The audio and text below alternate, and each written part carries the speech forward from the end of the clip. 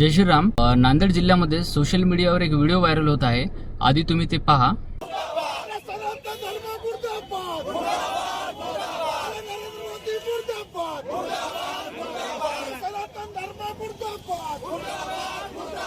आणि आज 4-5 दिवसांपूर्वी नांदेडच्या ITI चौक येथे नांदेड काँग्रेस कमिटीच्या वतीने एक आंदोलन करण्यात आले। त्या आंदोलनाला स्वतः नांदेडचे खासदार रवींद्र चव्हाण साहेब सुद्धा उपस्थित होते। आंदोलन करण्याचा अधिकार हा संविधानाने प्रत्येकालाच दिलेला आहे, परंतु त्या आंदोलनादरम्यान सनातन धर्म मुर्दाबाद अशा पद्धतीच्या घोषणा ज्या दिल्या गेलेल्या आहेत, ह्यामुळे सर्व हिंदू समाजाच्या भावना दुखावल्या गेलेल्या आहेत। ही अत्यंत निंदनीय घटना आहे।